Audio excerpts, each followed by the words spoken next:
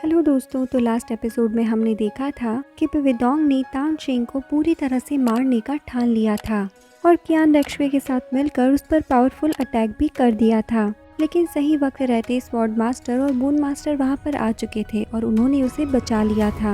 अब वो दोनों ही कैसे भी करके विविदोंग की बनाई गई प्रोटेक्टिव शील्ड को तोड़कर तांग चेंग को बस बचाना चाहते थे, क्योंकि बस तांग चेंग ही उनकी आखिरी उम्मीद था। और अब ग्रैंड मास्टर बताते हैं कि इस गोल्डली शील्ड को तोड़ना नामुमकिन है।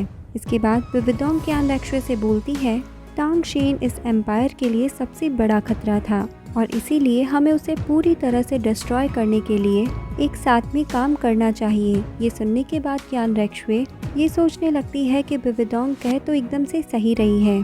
मैं किसी भी हालत में मार्शल सोल एम्पायर की यूनिटी को डिस्ट्रॉय नहीं होने दे सकती। इसके बाद विविदोंग कियान रेक्शवे से कहती है, पहले हम तांग चेन को डिस्ट्रॉय कर दें, उसके बाद मैं तुम्हें ज्वाइन करने के लिए तैयार हूँ। ये सुनते ही स्वॉर्ड मास्टर कियान रेक्शवे पे अटैक कर देते हैं, लेकिन दोस्तों कियान रेक्शवे अपने सिर्फ एक हाथ से ही उस अटैक को रोक लेती है और कहती है कि एक मॉर्टल कभी भी गॉड को तो इंजर्ड नहीं कर सकती।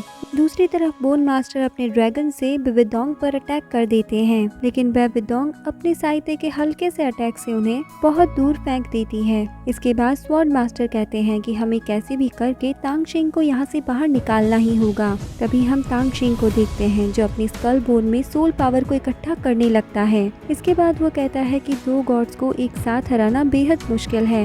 इसके बाद तांग चेंग सी गॉड वेपन की कंबाइन 13 गोल्डन वेपन स्किल का इस्तेमाल करता है और कियान रेक्शवे और विविदोंग पर एक साथ ही अटैक कर देता है। और दोस्तों ये अटैक इतना ज़्यादा पावरफुल होता है कि विविदोंग को इंजर्ड करते हुए कियान रेक्शवे की एक आर्म को भी उड़ा देता है। और इसी मौके का फ़ायदा उठाते हुए बाहर से तो श्रैक डेविल्स और अंदर से बोन मास्टर और स्वॉर्ड मास्टर अपनी कंबाइंड सोल फ्यूजन टेक्निक का इस्तेमाल करते हैं और एक साथ अपनी टेक्निक्स का इस्तेमाल करके विविदोंग के शील्ड को तोड़ने लगते हैं। और बोन मास्टर तांग हाउ से कहते हैं कि वो तांग चेन को जल्दी से यहाँ से बाहर ले जाए और बाकी का सब कुछ उन पर छोड़ देने के लिए कहते हैं। ये सुनते ही तांग हाउ तांग चेन को शील्ड में हुए एक हॉल में से बाहर ले जाता है और दोस्तों हम देखते हैं कि तभी वो हॉल बंद भी हो जाता है। इसके बाद विविदोंग अपने पावरफुल अटैक का इस्तेमाल करते हुए बोन मास्टर और सोल मास्टर को मार देती है, जो देखकर रुंग रुंग को अपनी कुछ यादें उनके साथ बिताई हुई याद आती है और वो रोने भी लगती है। इसके बाद हम कियान रेक्शवे को देखते हैं जो अपनी आर्म को रीजनरेट कर लेती है और कहती है कि अगर किसी की आर्म को डिस्ट्रॉय कर दिया जाए और उसकी सोल पावर को खत्म कर दिया जाए तो वो जरूर मरेगा। अब हम देखते हैं कि विविदोंग भी बहुत बुरी तरह से घायल हो चुकी है। दोस्तों तांग चेन तो कितना ज़्यादा पावरफुल है। हमने देखा कि वो मरने की हालत में था, फिर भी इन दोनों पर कितना पावरफुल अटैक किया था। अब हम देखते हैं कि इनको पता चलता है कि तांग चेन की जो सोल है अब कोलैप्स हो रही है और साथ ही में उसका हार्ट भी ब्रेक हो चुका है। इसके अगले सीन में सी गॉड आइलैंड के सभी लोगों को पता चल जाता है कि सी गॉड मारा जा चुका है। इसके बाद हम देखते हैं कि विविदोंग तियान दो एम्पायर को वार्निंग देते हुए कहती है कि तुम्हारा गॉड मारा जा चुका है, अब ऐसा कोई नहीं है जो तुम लोगों को प्रोटेक्ट कर सके। तुम लोग बुरी तरह से हार चुके हो और अगर तुम में से किसी ने भी विद्रोह करने की कोशिश की तो तुम्हारा भी वही हाल होगा जो तुम्हारे गॉड का हुआ है। और अगर कल दोपहर तक तुम सभी ने आत्मसमर्पण नहीं किया तो मैं इस पूरे तियान दो एम्पायर को तबाह कर दूंगी।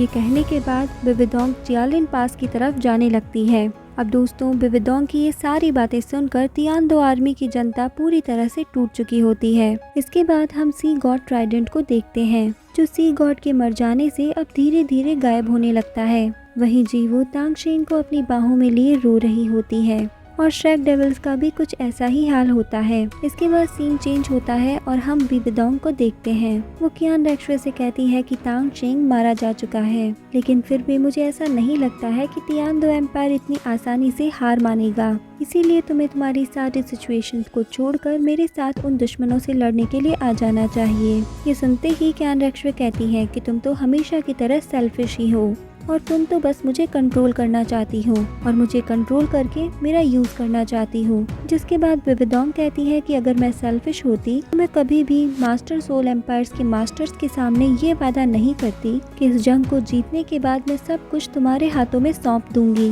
लेकिन दोस्तों यहाँ पर इतना सब कुछ सुनकर भी कियान रेक्शवे को विविदोंग पर यकीन नहीं होता है। इसके बाद वो अपनी एंजल स्वॉर्ड से विविदोंग को टारगेट करते हुए उससे कहती है, मुझे तुम्हारे वादों पर बिल्कुल भी यकीन नहीं है क्योंकि तुम तो बहुत सेल्फिश हो जो हमेशा की तरह अपने गोल को अचीव करने के लिए कुछ भी कर सकती हो। ये सुनते ही विविडोंग गुस्से में अपनी पावर को रिलीज कर देती है और कियान रेक्शवे की मुंडी पकड़कर उसे अपने घुटनों में ले आती है। इसके बाद वो उससे कहती है कि तुम्हें ये बात तो नहीं भूलनी चाहिए कि मैं तुम्हारी माँ हूँ। और दोस्तों, इस सीन को देखने के बाद हमें ये अंदाजा तो हो ही जाता है कि ये राक्षसा गॉड कितनी ज्यादा पावरफुल है, जो कुछ ही देर में एंजल गोड को अपने पैर पड़ने में मजबूर कर देती है। और अब कियान रेक्शवे विविडोंग से कहती है, तुम्हें ये बात नहीं भूलनी चाहिए कि तुम कभी भी मेरी मां नहीं बन सकती हो। ये सुनने के बाद विविडोंग कियान रेक्शवे को छोड़ देती है। इसके बाद कियान रेक्शवे वहाँ से चली जाती है। अब दोस्तों, सीन वापस से चेंज होता है। यहाँ हम फिर से श्रेक डेविल्स को देखते हैं जो ये बातें कर रहे होते हैं कि मरे हुए को जिंदा करना इम्पॉसिबल तो नहीं है, इसीलिए एंशिएंट लेजेंड्स में अगर कोई सच्चाई है तो हमारे पास अभी भी उम्मीद है। इसके बाद वो एक स्टोरी बताते हैं कि एक टाइम की बात है, बहुत ही पावरफुल दो मास्टर्स बहुत ही एक्स्ट्रा ऑर्डिनरी मेडिसिन बनाने की कोशिश कर रहे थे ताकि वो लोगों को बचा सके। और ऐसा करने के बाद वो दोनों ही गॉड बन गए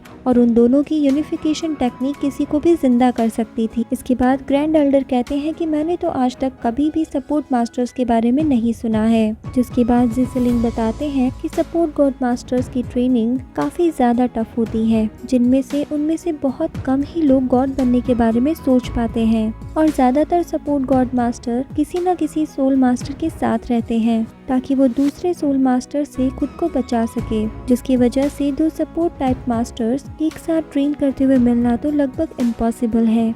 अब दोस्तों, ये सब सुनने के बाद में ऑस्कर बताता है कि जब मीरा और रुंगरुंग का लेवल 90 के पार चला गया था तब 9 कलर फूड गॉड ने एक साथ ही हमें अपना सक्सेसर बना लिया था। इसीलिए ऐसा हो सकता है कि आप जिन गॉड की बात कर रहे हैं वो यही दोनों हैं। और ये सुनने के बाद मोबाई बोलता है कि तांग शेंग को बचाने के लिए ऑस्कर और रुंगरुंग ट्रेन करेंगे और इससे वो दोनों भी अपनी यूनिफिकेशन टेक्निक को ऑन कर सकते हैं। ये सुनने के बाद ग्रैंड मास्टर बताते हैं कि इस टेक्निक को परफॉर्म करने से पहले तुम दोनों को परफेक्ट यूनिटी की कंडीशन हासिल करनी होगी, क्योंकि जहाँ तक मेरा अंदाजा है फूड गॉड और 9 कलर गॉड गार्डियन स्पिरिट के बैरियर्स को पार करके मॉर्जर स्टेज तक पहुँच गए थे। ये सुनने के बाद ऑस्कर बोलता है कि गॉड को रिवाइव करना इंसान को रिवाइव करने से बहुत ज्यादा टफ है, लेकिन फिर भी हम लोग अपनी पूरी कोशिश करेंगे। इसके बाद ऑस्कर और रुंगरुंग अपनी यूनिफिकेशन ट्रेनिंग को अचीव करने के लिए ट्रेन करना स्टार्ट कर देते हैं। और दोस्तों, हम देखते हैं कि उनके ऐसा करते ही उनकी पावर तांग शेंग को अफेक्ट करने लगती है। इसके बाद ये दोनों ये भी सोचते हैं कि इनकी लाइफ में तांग शेंग की फ्रेंडशिप इनके लिए किसी ट्रेजर से कम नहीं है। वहीं इन दोनों को ऐसा करते हुए देखकर फूड गॉड और 9 कलर गॉड आपस में बातें करते हैं कि कभी भी किसी गॉड को इंसानों के मामले में इंटरफेयर नहीं करना चाहिए। लेकिन ऐसा लगता है कि हमारे सक्सेसर ऐसी सिचुएशन में फंस चुके हैं, इसीलिए अब हमें उन्हें थोड़ा सा इंस्ट्रक्शन तो देना चाहिए।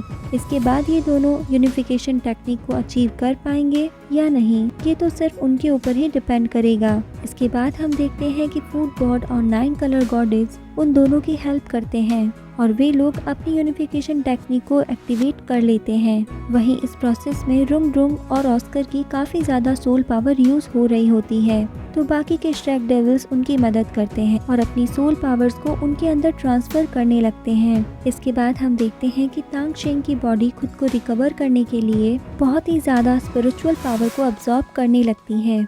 इसके बाद सीन चेंज होता है और इस सीन में तांग शेंग खुद को असुरा गॉड के सामने पाता है। देखने में ऐसा लगता है कि अभी भी ये उसका इंतज़ार कर रहे हों। और दोस्तों, इसी सीन के साथ ये एपिसोड यहाँ पर ख़त्म हो जाता है। तो दोस्तों, हमेशा की तरह आपको ये एक्सप्लेनेशन कैसे लग रहे हैं आप हमें कमेंट सेक्शन में कमेंट करके ज़रूर बताएं।